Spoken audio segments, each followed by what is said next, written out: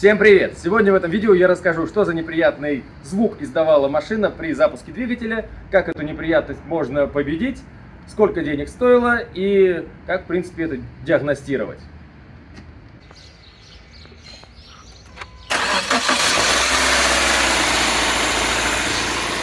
Еще разочек. Давай.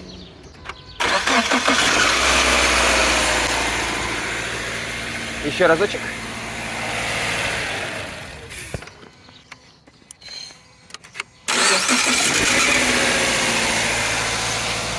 Угу. Этот неприятный звук в виде скрежета издавала машина только в момент пуска двигателя. Многие, в том числе и я, подумал, что возможная причина это когда износ цепи ГРМ, она растянулась, либо натяжители ослабли, и в момент, когда машина стояла на холодную, идет запуск двигателя, и она вот как бы настолько растянута, в свободном находится состоянии, что вот этот момент прокрутки сопровождается ударами, от этого издается такой вот звук скрежета. Вот. Но, как следует прислушавшись, потому что это невозможно понять, если ты сам запускаешь двигатель. Вот как это делаю я.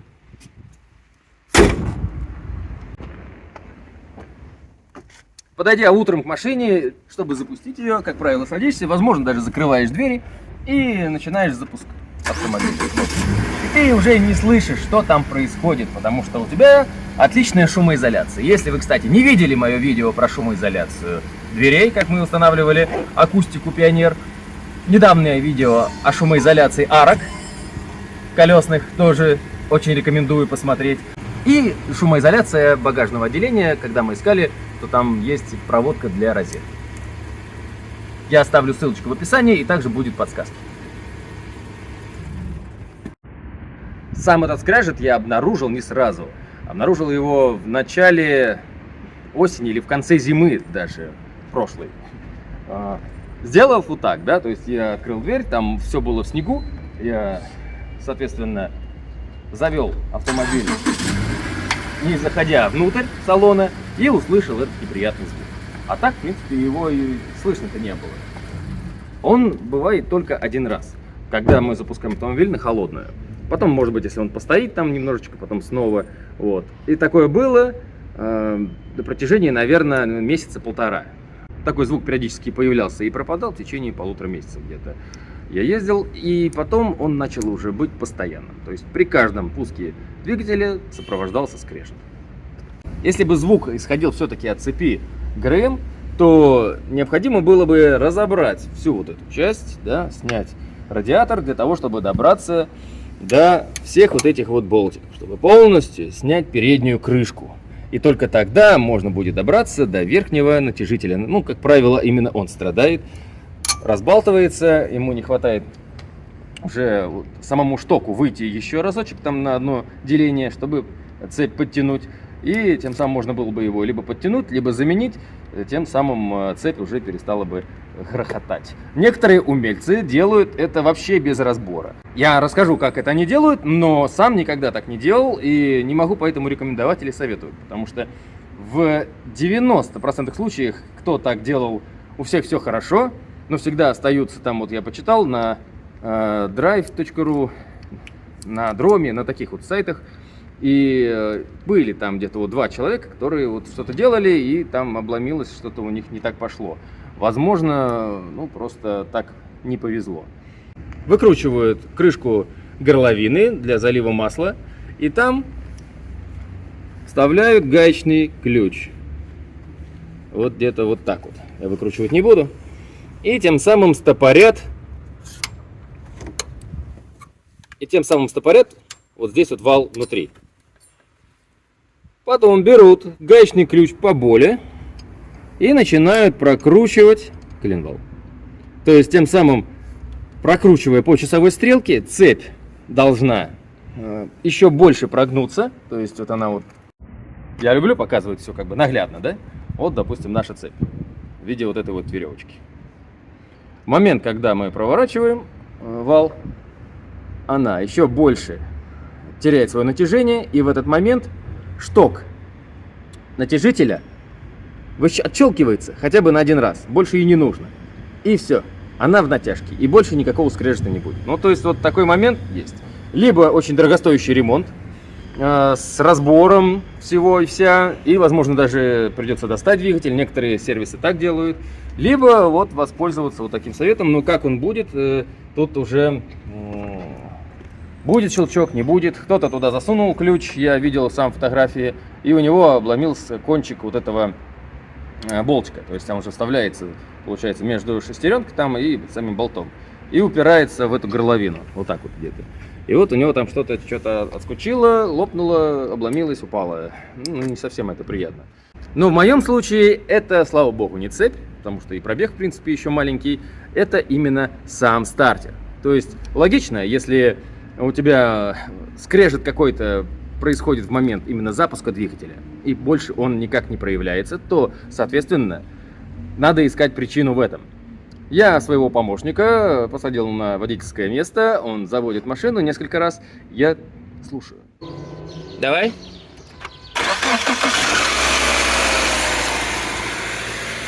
Еще разочек.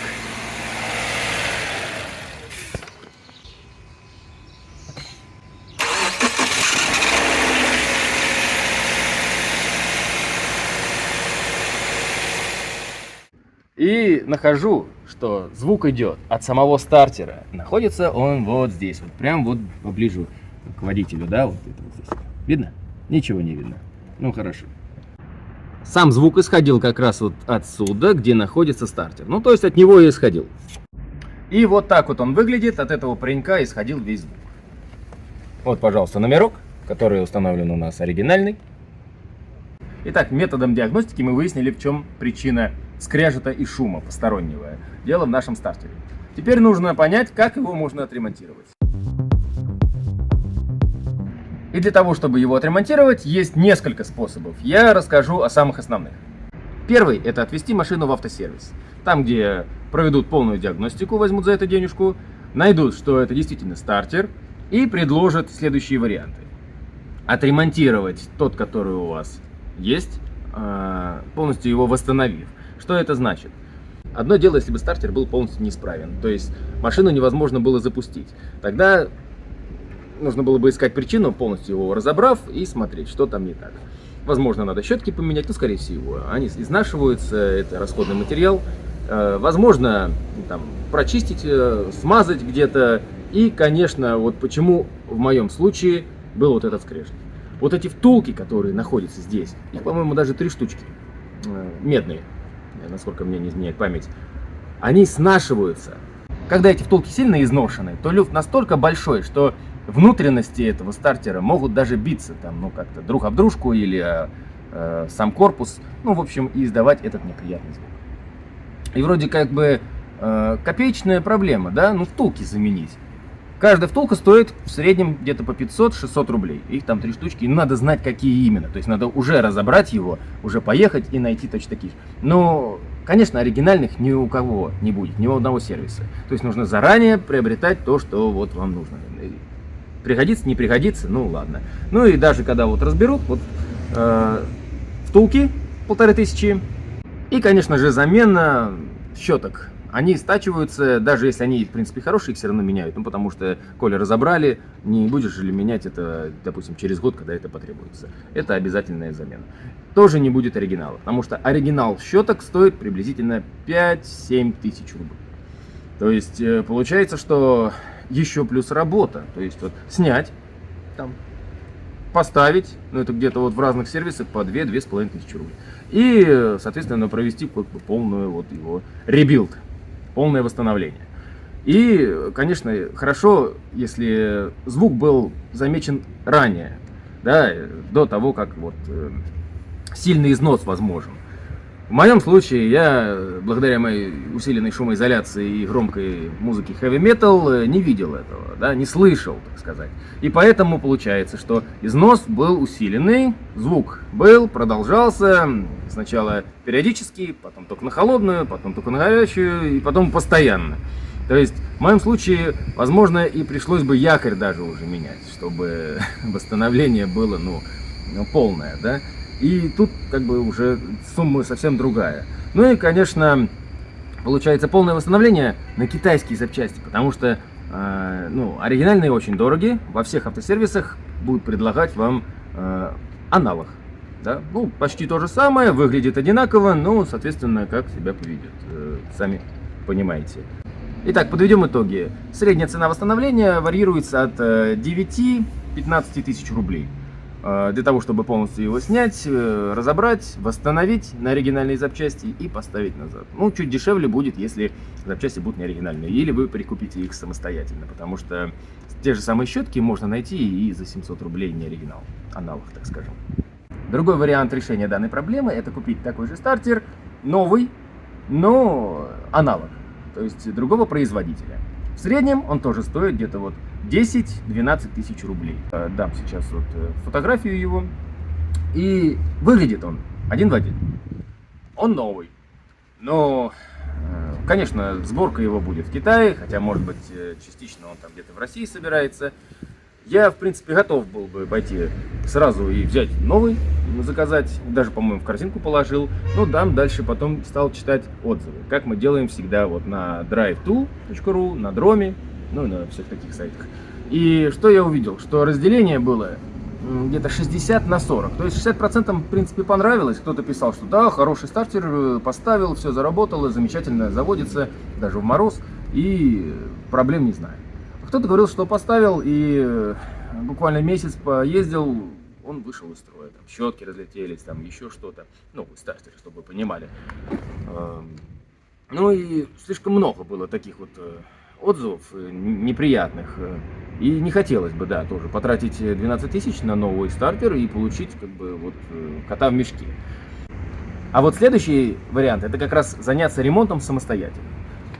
Закупив эти втулки, там по 500 рублей, да, потратив 1500, купив даже не оригинальный, а аналог щетки, они продаются как бы в таком цельном механизме, сразу там их там 3-4 или там сколько штучек, меняется целиком.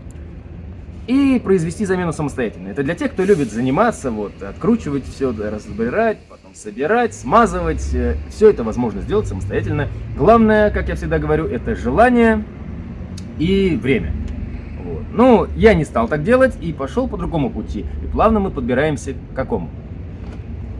Скорее всего, многие мои подписчики сейчас зададутся вопросом: Сергей, а почему же ты сам не стал разбирать весь стартер, показывать, какие втулки, где их брать, сколько они стоят, где, как их смазывать, там не смазывать, опрессовывать и все сделать своими руками, как ты всегда вот это советуешь? Я всегда советую проводить какой-то ремонт легкий или техническое обслуживание действительно своими руками, но оно должно быть оправдано. Если вы авантюрист и просто хотите покопаться, да, почему бы нет? Можно разобрать, все сделать своими руками и быть гордым за свою работу. Но смотрите, какое дело.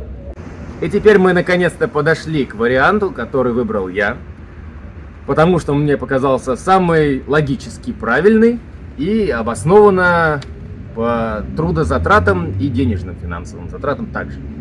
Это взять контрактный.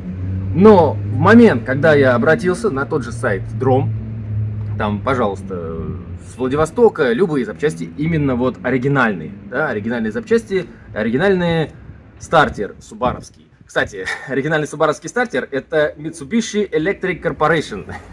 Вот он, чтобы не быть голословным, Mitsubishi Electric Corporation. И интересно то, что иногда они называют свои запчасти Mitsubishi. Ну, это, наверное, какое-то подразделение у них. Вот. И я стал искать такой стартер в среднем где-то от 6 до 9 тысяч рублей контрактный. Ну, я находил там и 7, вот где-то, ну, если вы хотите, вот, чтобы он нормально еще поработал, не стоит брать вот за 4, там, да, который в самом низу рынка.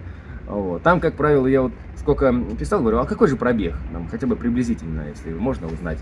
Мне говорят там 100 плюс, 120, 150. То есть, если вы понимаете, о чем я говорю, вот этот стартер прошел у меня 120 тысяч, и вот он как бы вот захрустел, да, вот, Ну, может быть, я не проводил его техническое обслуживание. Хотя напишите мне в комментариях, те, кто вот так думает, часто ли вы лезете вот в стартер или в генератор, который работает исправно, для того, чтобы там что-то там, не знаю, почистить, смазать или заменить щетки. Вот кто? Есть такие умельцы? Вот напишите мне, пожалуйста, будет интересно. Вот. И я не хотел покупать стартер, который уже отходил там, 100, 120, 150 тысяч. Это, ну, как бы купил, поставил, заменил свой старый, заменил на такой же старый и ждешь, когда он тоже там захрустит, сломается или еще что-то с ним случится. Либо покупать и тут же опять ремонтировать. Ну тогда какой смысл? И собрать из двух один тоже глупо было бы, чтобы покупать там за 5-6 тысяч, то чтобы достать оттуда втулки, которые, возможно, тоже износились. Но я нашел вариант у продавца. Мы там разговаривали с ним, переписки. Он предлагал за 7 тысяч рублей стартер, который там прошел где-то 87 тысяч километров. Когда я сказал, что вот на мою машину это Subaru Outback BS 2015 модельного года, он говорит, у меня есть стартер, который подойдет к вашему автомобилю точности, прям один в один, только у него другой номер. Другой номер, и скорее всего он устанавливался. Что?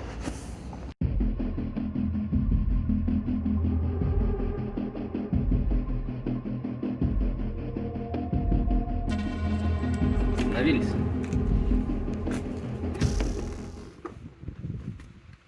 И он говорит, Сергей, у меня есть для тебя стартер, один в один, такой же, как твой оригинальный, тоже субаровский, ну, Mitsubishi, да, электрик.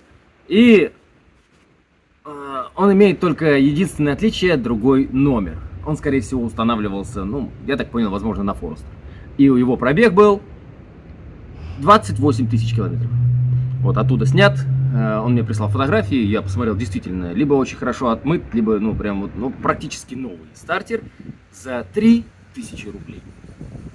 Представьте, там даже втулки, которые я бы покупал, они бы стоили мне порядка, ну, 1,5-2. Да, и плюс еще какой-то вот, возможно, и еще же потребовались бы неоригинальные щетки. То есть, вот, цена неоригинальных щеток и втулок, и лучше оригинальные брать, стоила мне вот контрактного стартера. Ну и, конечно, доставка, там 700 рублей где-то получилось.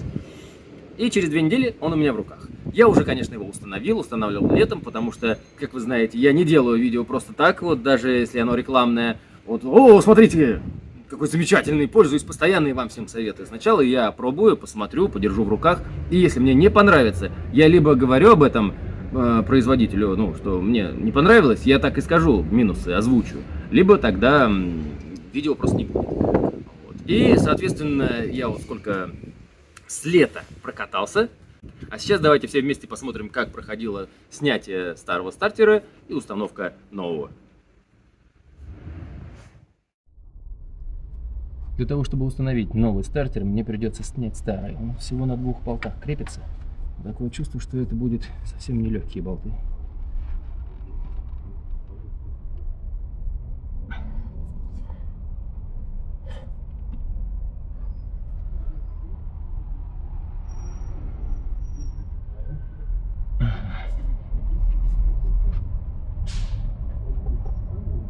Ну, туда не сюда, да? Может попробовать ВДшкой его? Давай попробуем ВДшкой. Давай удлинителем. ВДшечкой.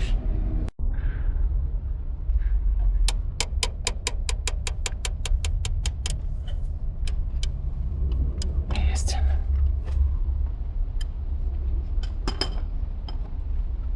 Джонас Уэй. Наборчик. Не столько хороший сам набор, сколько внимание моих друзей, которые мне его подарили. Ни одна гайка теперь не может устоять.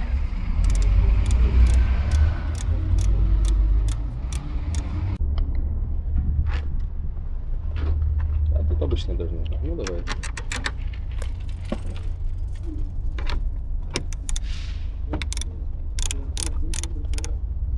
Гаечка на 12, которая как раз держала контакт.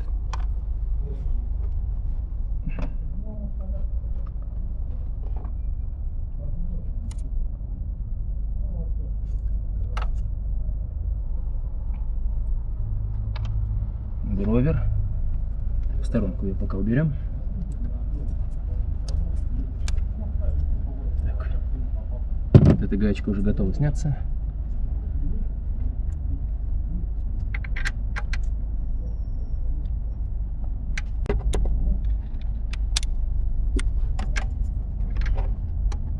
Сразу хочу рассказать про то, что я решил поставить другой стартер. Есть несколько вариантов. Либо его ремонтировать, а значит покупать к нему запчасти. Запчасти тоже можно покупать оригинальные, которые стоят нормальных денег. Вот, допустим, что я думаю случилось у меня. Просто сработались вставки такие вот, называется, втулки. У меня вот, допустим, сработались втулки, вот как я представляю. Из-за этого появился вот такой вот люфт, возможно, потом скрежет и серьезная выработка, потому что из-за хорошей шумоизоляции я не слышал, как у меня заводится машина с таким скрежетом. Поэтому, если ремонтировать еще и якорь, это будет достаточно дорого. А если ставить неоригинальные запчасти, то насколько будет качественный ремонт, стоит столько гадать. Поэтому можно так сделать. Если легкий ремонт и вовремя было замечено вот эта неисправность, то можно подъехать к мастеру. Наверное, он возьмет за это 1002-2500. Ну и плюс купить сами втулки. По-моему, их там 2 или 3 штуки по 500, там 600 рублей они стоят. И обойтись малой кровью. Но еще надо будет снять. Этот стартер за это тоже возьмут 1500. Ну, снять, поставить. Либо... Сейчас скоро проедет.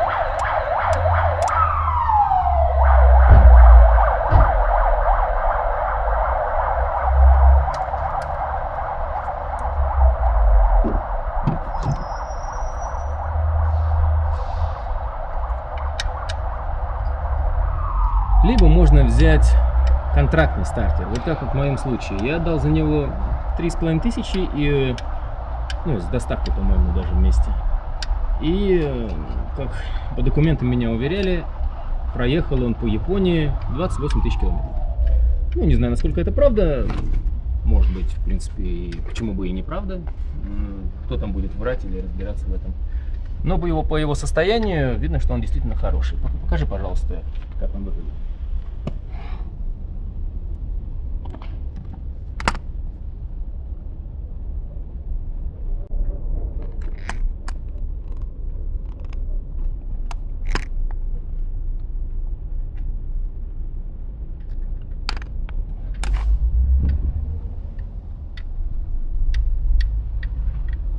Это не совсем тот самый номер, который у меня стоит оригинальный. И, кстати, когда я искал оригинальный, еще японский там, да, вот бывает, он не фирмы Mitsubishi, а какой-то другой, Denso, точно. Так вот, он вроде как бы тоже подходит. Ё-моё, какой длинный болт. Но у него другое количество зубьев. Здесь, по-моему, изменяет память 9, а там 12. Не знаю, насколько это вообще повлияло бы, но я не захотел рисковать и на себе это испытывать. О, какой болт. Отлично. Смотри, какой хороший, качественный, ничего с ним не случилось. За 118 000 километров. Так, теперь остается только найти, где там второй такой же болтик и, соответственно, его выкрутить. Угу. С первым болтом не было проблем. Сейчас попробую показать, где находится второй. Вот мой пальчик. Он видно? Вот здесь. Вот через удлинитель теперь нужно будет попробовать его скрутить.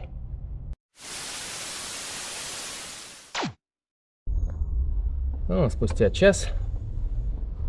Вот он, наш стартер.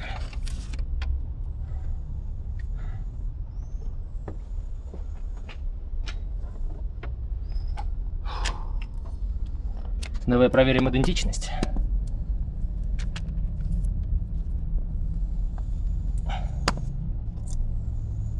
Смотри, смазка все здесь уже превратилась, черт знает что.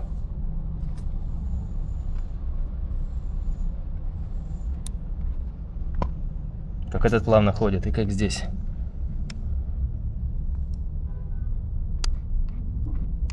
Я даже разбирать его не буду.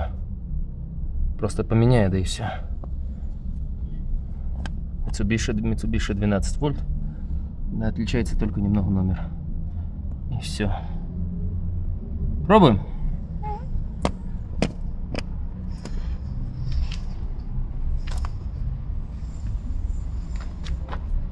Куда смазку добавить?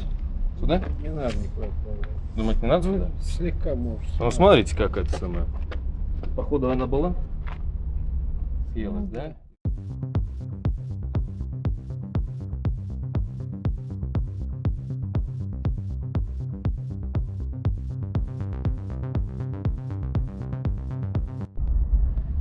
Самое время установить новый стартер. Немножечко смазочки. P25. Понеслась.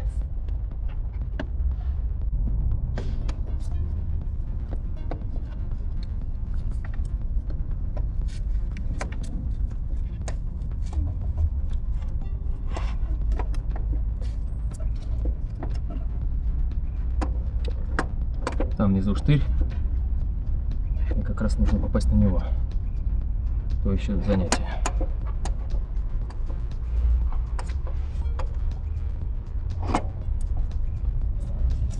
Попал? Сейчас. Да.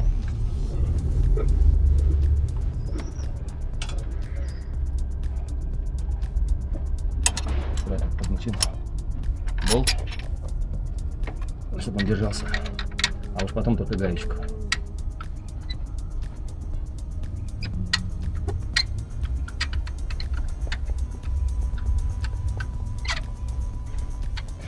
Черт побери, я даже не думал, что это, наверное, первая гайка на моей памяти, которая заняла у меня так много времени.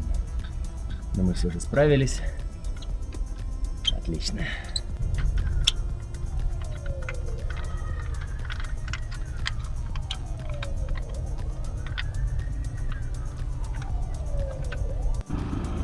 Сейчас сначала дозагрузится. Пройдет обучение дроссельной заслонкой, чтобы потом лишний раз это не делать.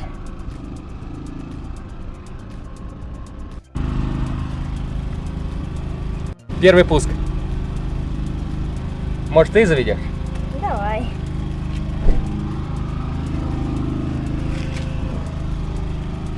Первый раз. Просто нажал нет, нет. Первый раз, только кнопка. Второй раз кнопка. Дай ей немножко времени. Сейчас. Выжимай тормоз, а я пойду посмотрю. Ну давай, пробуй. Ух ты! Достаточно быстро. Сейчас она должна немножко поработать. Сейчас от дождя. Прикрою. Итак, в этом видео, я надеюсь, полезным для кого-то, мы разобрались, откуда исходил звук. Мы его нашли, разобрали, устранили, заменили. Все достаточно бюджетно, просто было бы желание. Единственное, с какой проблемой я столкнулся, ну, не проблемой, а сложностью, это открутить было вот эту вот нижнюю гайку. Можно посмотреть. Здесь был болт, где тут гайка. Вот болт легко откручивается, потому что стартер как раз стоит вот здесь, а гайки нужно подлезть. Я, получается, снял колесо и оттуда изнутри, она там еще захрясла, ВДшечкой проливал, сорвал. Вот. Сорвал, все открутилось, все в порядке. Вот. Так-то, в принципе, по аналогии поставить контакты, зачистить, закрутить порядок. И наслаждаться дальше легким пуском своего любимого двигателя, своего любимого автомобиля. С этого момента прошло уже несколько месяцев. Стартер хорошо работает, отлично. Двигатель крутит даже быстрее. И вот то, что, конечно, вот этот номерок, я не знаю, здесь вот 48, а там написано 37. Если бы это что-то говорило о чем-то, что здесь больше там ток, сила тока подается, там, не знаю, кто знает, напишите в комментарии. Основной посыл, который я хотел донести в этом видео, что не обязательно каждый раз прям с головой окунаться в теорию, пытаться там что-то разобрать. Можно просто выйти из ситуации достаточно бюджетно, оригинально и без проблем. И также все сделать своими руками. Вот. А если вам было это видео полезно и познавательно, обязательно подпишись на канал, поставь ему лайк. С вами был Сергей Перетягин. До новых встреч в эфире. И пока!